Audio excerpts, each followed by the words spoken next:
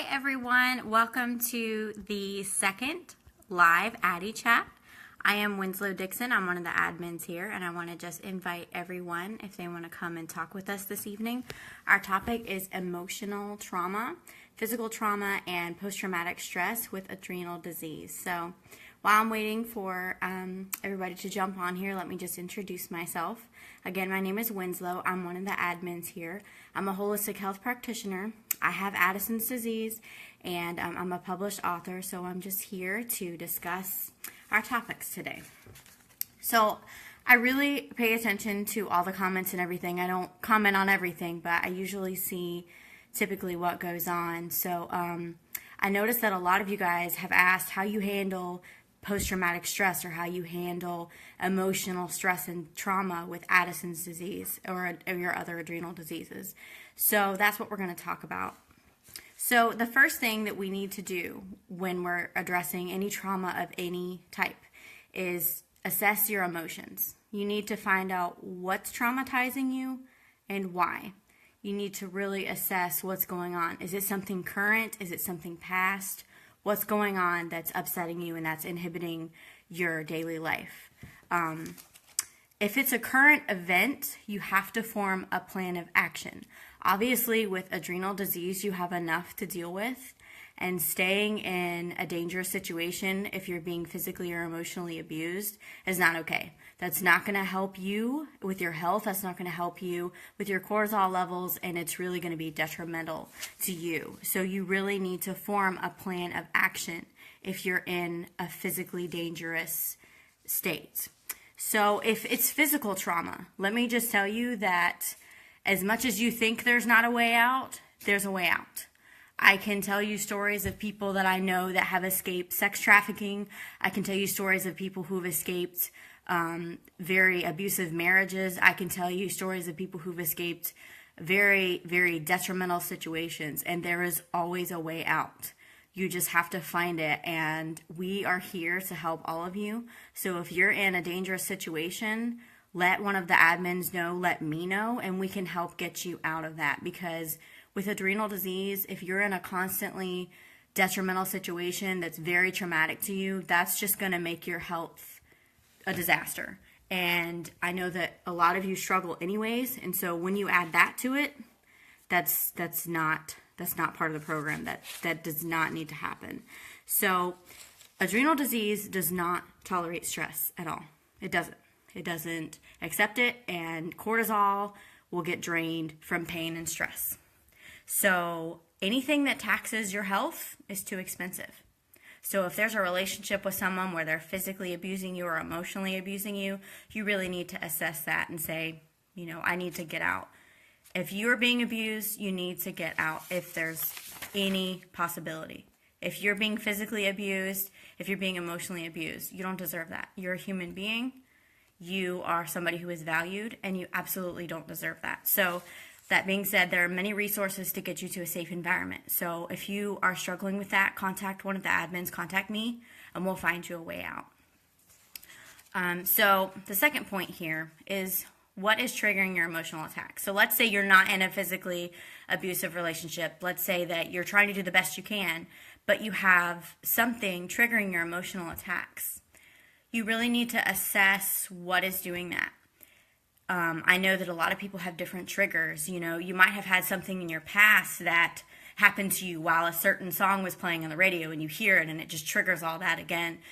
Maybe a certain food, maybe a certain smell, maybe a certain environment might trigger some of the PTSD, the post-traumatic stress. You really need to assess what's going on. So what I recommend you guys doing is that when you're having moments of panic or moments of terror or moments of just feeling out of control, I want you to write down what you're doing.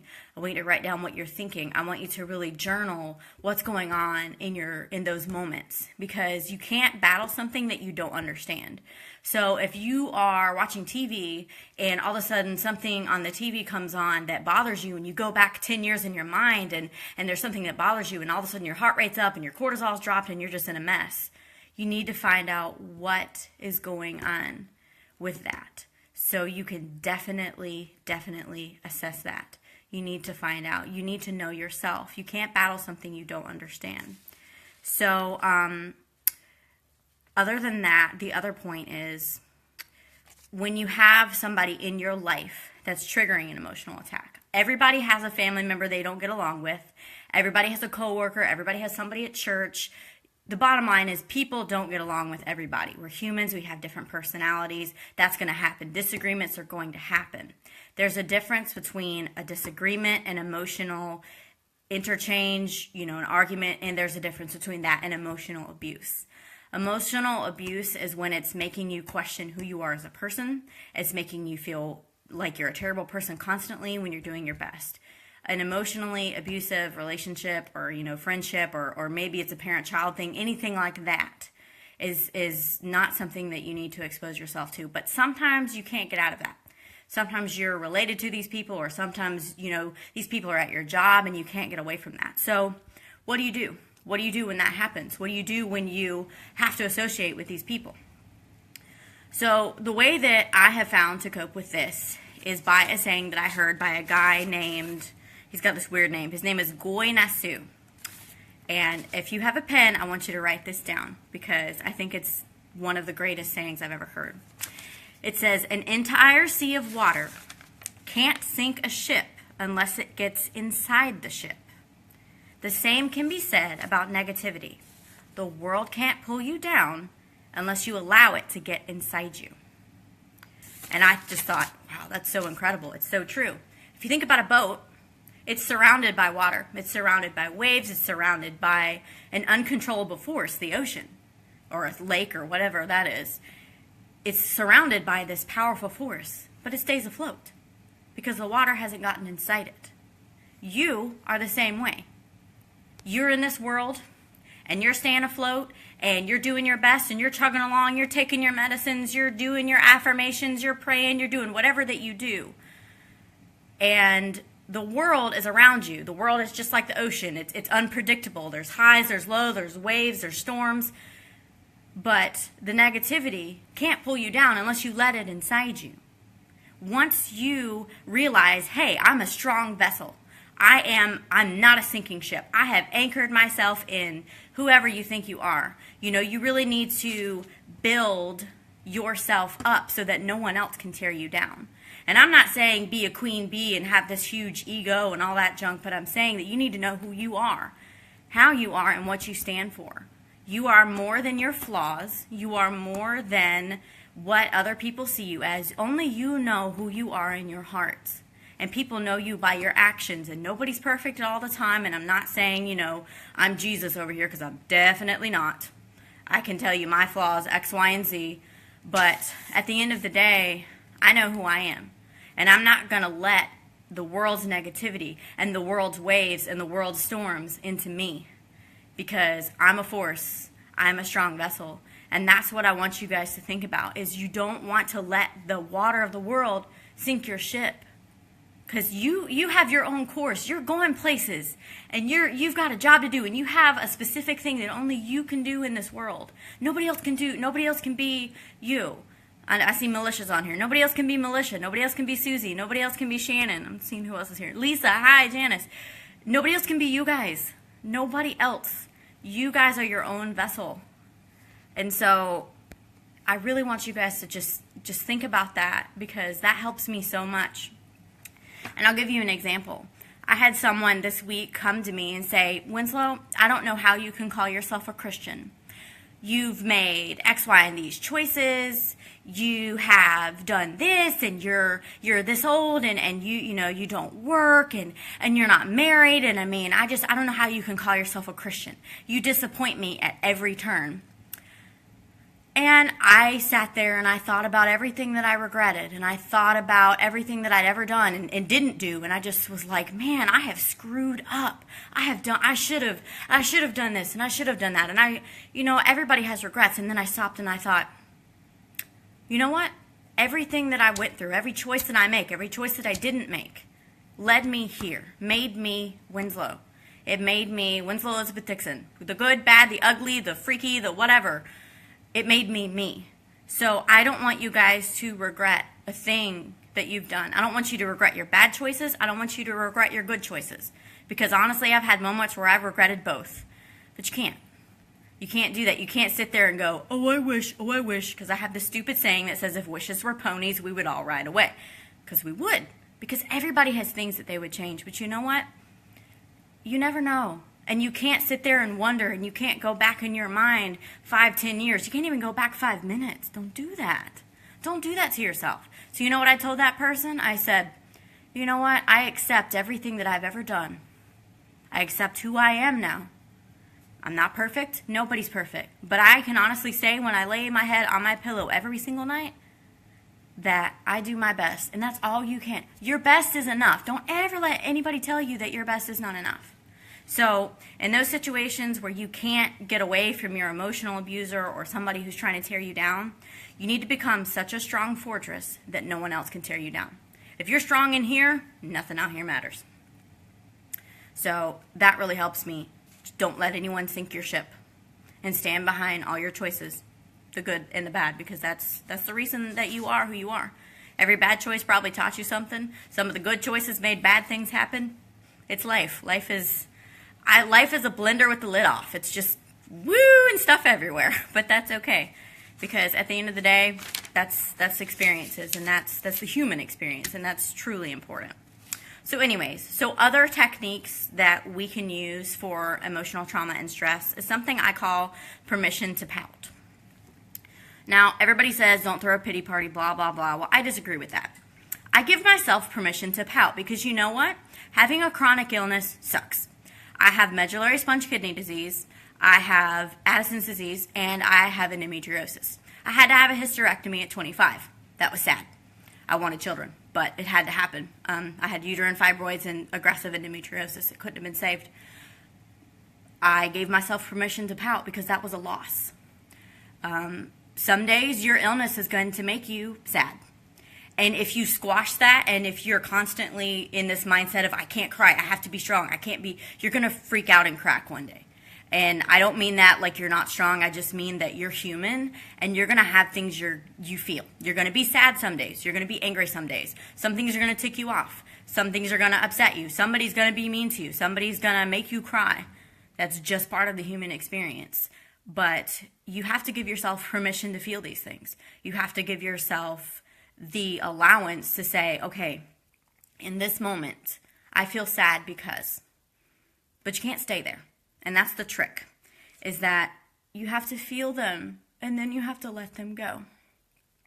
Because if I sit here and I cry every day about how I'll never have a biological child, I will go insane. And I will not be able to do my purpose in this world because I'll be so focused on what I can't do. I have to focus on what I can do. And you have to do the same thing. You can't sit there and go, oh, if I didn't have this illness. Because you know what? Your illness might be the thing that leads you to where you need to be. I can honestly say that having Addison's disease is terrible. Having medullary sponge kidney is terrible. But you know what? I wouldn't change it because it has led me to every purpose that I ever wanted. I have just started a foundation, a nonprofit foundation for adrenal disease patients called the Adrenal Alternatives Foundation. I have always wanted to give back. I have always wanted to be in the medical field. But I'm just in it in a different way, and I truly believe that this has brought me to my purpose. Has it been hard? Yeah. Have I wanted to give up? Yes. But I didn't. By the grace of God and by my family and friends that have supported me, I'm here to tell you that you can literally be in rock bottom's basement. I was there. Rock bottom has a basement, and it's ugly, and the devil's there, and he's poking you, and it's just rough. But you come out on the other side. I finally got on the pump. After trying for 2 years, guys, it's only day 10. I drove 2 hours today. I had treatment. I drove away from treatment. And there are better days ahead for all of us. There are better days ahead for you. And you have to give yourself the allowance to feel all your emotions so that you can enjoy those better days. When you take your emotions and you say, okay, you know what? This is sad. I'm going to feel this, but I'm not going to stay there. So really, give yourself permission to pout and then let it go. I really recommend journaling, guys. I mean, I have created a journal that if you guys want it, it's available on Amazon. So, you know, that helps me. I created it for myself and I thought, okay, well, I'll make it for other people available. It really helps me because you can track who you are, what you're eating, what you're doing, how you're feeling, and you can truly see how you grow as a person. And it's not just about tracking your health, it's about tracking your life. So you can look back and you can go, wow, I did not even realize how far I've come. And then I went back and I read and I thought, you know what? A year ago, I couldn't put pants on myself. A year ago, I couldn't hold a spoon. A year ago, I was in physical therapy. But you know what? Today I drove. I drove 2 hours. So there's hope for you. There's hope. You just have to hold on to that. Feel the negative emotions, but let them go. So another thing that you guys can do to handle that, to handle your emotional stressors, you just need to find what soothes your soul. You need to find a routine every night that calms you down, because every day is different and some days are more stressful than others, but you need to find a routine every night that's just for you. And that sounds selfish, and I know that some of you with kids and a job, that's difficult, but I want you guys to promise me that you will do one thing for yourself at night before you go to bed. This is what I do. And it sounds so strange, but it helps me so much. What I do is I run me a hot bath. I put Epsom salt in the bath. I put a little bit of essential oil in the bath. I turn on some calming music, and if you guys want a playlist, I have my Spotify, and I can send you links. I turn on my Spotify, and then I have a little bitty disco light that I turn on, which I'm like a 4-year-old, but it's blue and green, and it shines all these pretty lights, and I sit in the bath, and I listen to my music, and I smell the essential oils, and I look at the lights, and I just breathe, and I think, and I pray, and I meditate. So that's really something that helps me. So I definitely recommend you having something just for you at night. You having something that takes those emotions, and you have to filter things. You need a moment for yourself. So I definitely recommend stuff like that. There's anything like music therapy. I don't know if you're familiar with ASMR, which is like videos of people talking and calming. It's like a meditation. I have a series of biblical meditation that I'll post the links. It's Bible verses with some affirmations. I've personally made those videos. So things like that. There are also some medical interventions if that's not working. Because I know that, like I mentioned in the previous webinar, some people have some chemical imbalances. I know Militia just got some testing done for the things that the adrenals produce for mental stability and all that. That can be done. But when you're seeking medical intervention, there's always therapists. My mom works in mental health, so if you need some recommendations on good counselors or mental health people, we can get you there. I don't want anybody sitting in their house day after day getting more and more depressed, because I've been there and I've done that, and you don't deserve that as a person. You really don't. So seek counsel or therapy if you need help. There's a lot of churches that have free counseling. There are a lot of schools that are teaching psychology and stuff like that their students will do free counseling to get their credit hours. There are resources. So if you need help, definitely let me know, and we can point you to the free counseling and the free therapy, because I know insurance doesn't always want to cooperate with stuff. So let me know, and we can point you in those directions.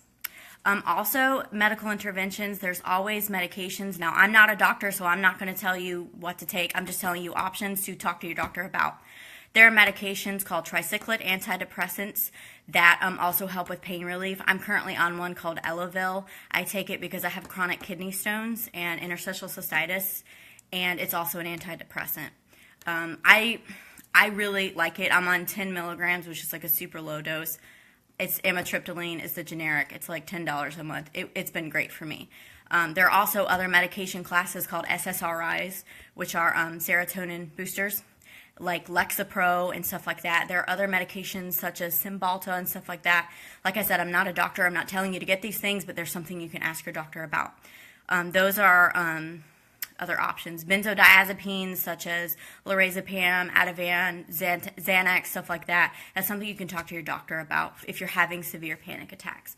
But my genre and my education is in holistic health. So I have some holistic things that can help you if you are having excess panic and dealing with PTSD. I love the combination of magnesium and melatonin before bedtime. Like I said, talk to your doctor beforehand, but melatonin and magnesium together are so calming and they're very beneficial. So that might be something to talk to your doctor about. There's also things like valerian root. I know I've mentioned that before. I've personally used that and I find it very calming. Things like that. And I know everybody says, oh, natural stuff doesn't mean there's no side effects. So definitely talk to your doctor before you start something. That being said, if you're on medications, if you're changing medications, I really want you guys to track your emotional symptoms. Because I'll give you an example. I started taking Rodelia Rose because I researched that it can help you elongate your steroid dose. And I was like, oh, I want to have more energy.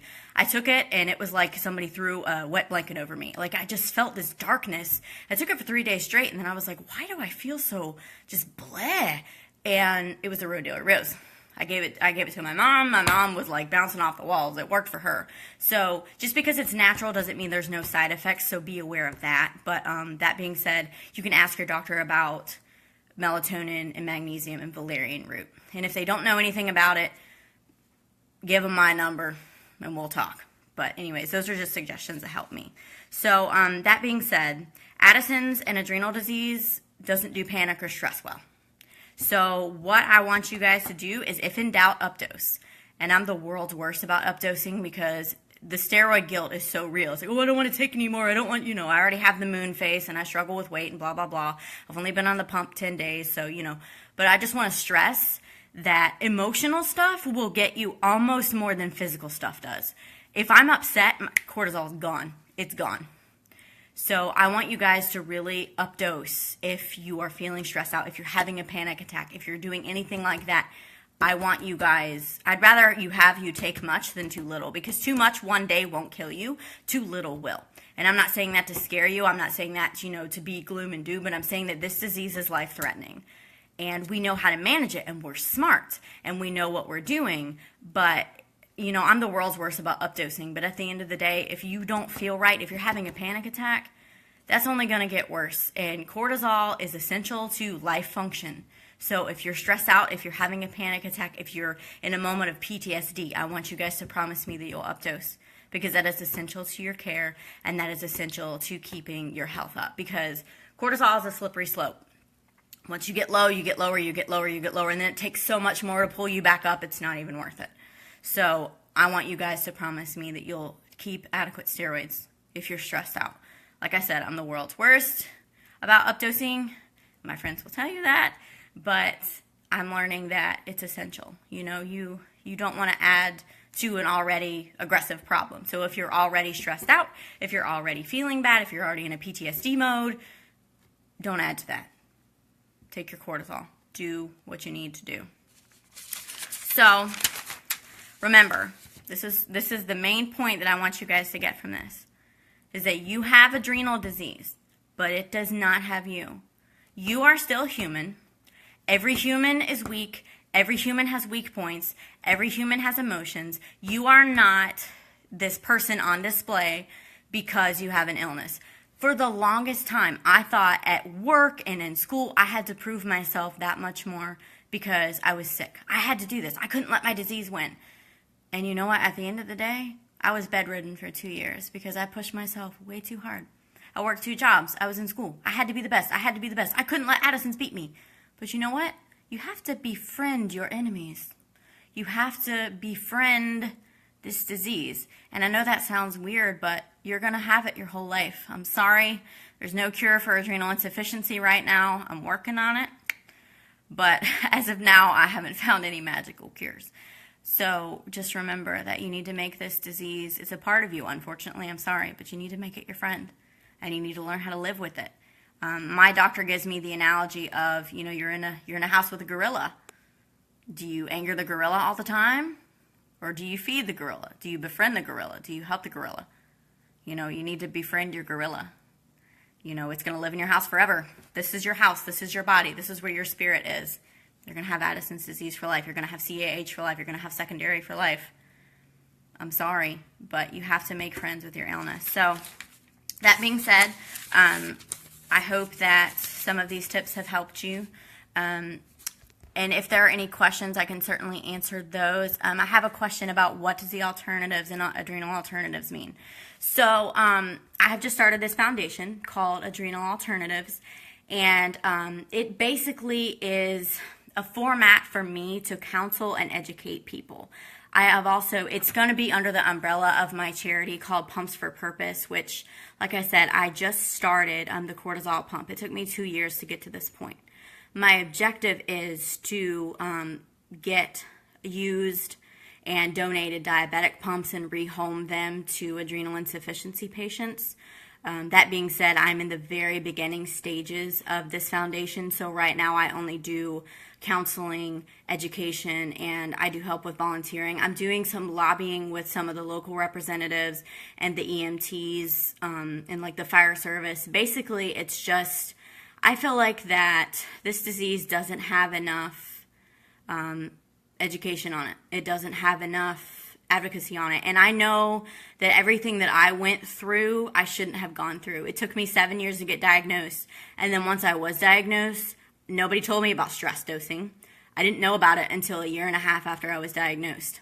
I was treated by an amazing doctor, but he didn't know what you just don't know what you don't know. And the thing is that I have learned so much, and having a medically trained background, I just feel it in my heart that I need to spread everything that I know, because there are so many patients that were like me. I mean, literally, guys, I am 10 days out of being bedridden. I'm still very much getting my health back, and I've got a long way to go, but being on the pump has given me hope that I can do things again. So the Adrenal Alternatives Foundation, was founded so that people can know everything that there is to know about adrenal insufficiency. The website is adrenalalternatives.wordpress.com if you want to go look at it. I need volunteers. I need some board members. I need staff. I need all that. Like I said, I'm in the beginning stages of this, so I'm going to need all the help I can get. But if you want to go look at the website, all the bylaws are there, the foundation objectives. We're on Twitter. We're on Instagram. We're doing all that. So basically, we're just trying to get advocacy, the laws are advocacy, education, and encouragement. So that's basically what I'm trying to do. So yeah, agreed with the stress dosing. They didn't tell me to stress dose until 1 year after I was diagnosed, and then they went round and round and round with me, and I was on prednisone, and prednisone does not zen with me. And then I was put on hydrocortisone, and it's just nobody knows how to deal with this. What's the site address? It's adrenalalternatives.wordpress.com, and I'll post all the links when I get done with this, so you guys can have it. So anyways, are there any more questions before we go? I thank you guys for all tuning in. I really appreciate it. I'll wait a minute and see if there are any questions. Go through some of the comments.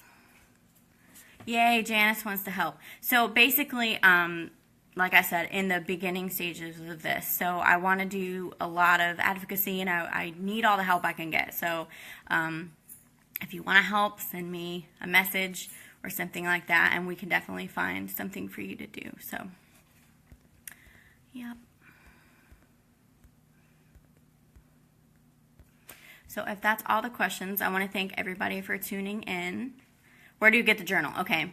I will post a link to that. If you go on Amazon.com and Google my name, which is Winslow E. Dixon, it will come up, but I'll post that. The journal is called the Piece by Piece Journal, and it's basically 365 days of a health log format that I came up with specifically for people like us, militia. It really, with the MSK and Addisons, I think you'd like it. But basically, the journal is 365 days, and it's got a theme for each week with an affirmation. So it's kind of like, it's called an inspirational health journal. So it's, I'm one of these voodoo Zen people. So, but I'll post the links to that too, and I'll post the links to the meditation videos as well. So, yeah, I definitely agree, Janice, that we definitely need more awareness. That's why I've started the foundation. So if you guys want to go to the foundation page, it's facebook.com/hope for adrenal disease. So anyways, thank you so much for tuning in, and I'll post the link soon. Remember, you have adrenal disease, but it does not have you.